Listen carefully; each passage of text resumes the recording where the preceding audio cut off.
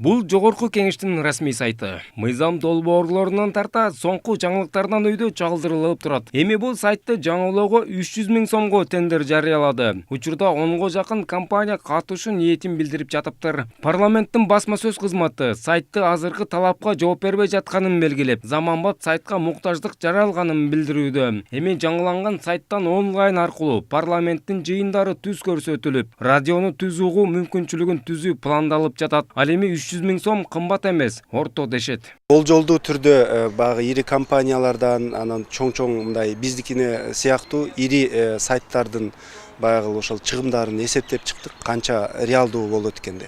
Өтө арзан сайт койсок дагы бул баягы жөнөкөй, коопсуздук жагынан корголбогон, баягы начар иштеген сайт болуп калбасын деп ойлодук. Анан кийин баягы өтө татаал болуп калса дагы кымбат болуп кетпесин дедик, баягы орточорок баадагы сайт болсун дедик дагы. Иликтеп көрүп биз орточо баа коюп чыгарууну чечтик. Себеби дегенде айрым мындай татаал сайттардын жасалышы мисалы андан дагы 2-3 эсе кымбат болот экен. Ал эми интернет сайт жасап жүргөн адистер сайттын функцияларына жараша жана колдонуучулардын санына карата төлөм акысы эсептелинерин белгилешет. Бирок жогорку кеңештин сайтына түз алып көрсөтүүлөрүн жайгаштырганы менен деле 300 000 сом кымбатка тураарын ачыкташууда. 300 000 сомго сайт кандай болуш керек? Ал намбага окшоштуу болуш керек, светофорго окшоштуу болуш керек. Ал аябай кыйын сайттар десе болот да, интернет магазиндер. Анткени алардын намбанын посетителдери бир күндө где-то 10 000 киши кирет да намбагач. Ошон үчүн намба мындай кымбат сайт десе болот да. Вот намба 300 000 сом турат. 300 000 сом турат намба. Бирок жогорку кеңештин максатын билбейм. Жок, бирок кымбат деп ойлойм да.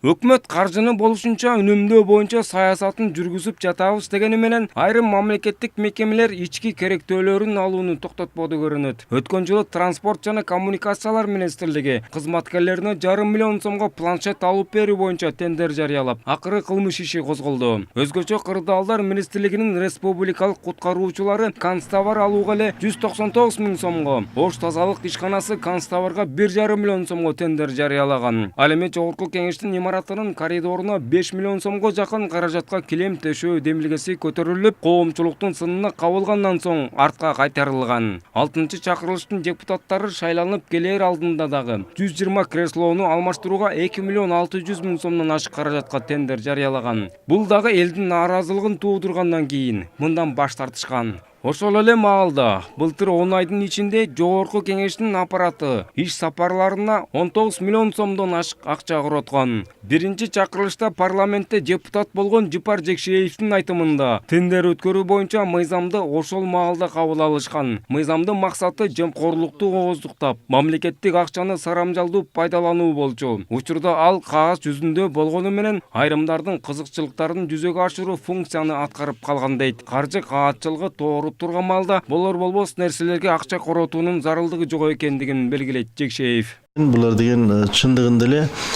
кереги жок. Анчалык деле актуалдуу эмес. Анчалык деле мындай ошол өзлөрүнө керек болбосо дагы бир ар кандай бир амалдарды ойлоп таап эле сатып алууларды абдан мындай бир мода кылып алышты дагы. Баарын тендер менен өттү дегендей кагаздарды жакшынакай жайкап коюшат да. Учурда Кыргызстандын тышкы карызы 3 миллиард доллардан ашты. Ички дүң өндүрүмдүн 40%-ын түзгөн чакан жана орто бизнестин көбү өздөрүн банкрот деп жарыялоодо. Бирок мамлекеттик мекемелердин ашыкча чыгым коротушу эмнеден кабар берет? Улукбек Кутманбаев, Нурлан Асхатбек уулу, Вести Бишкек.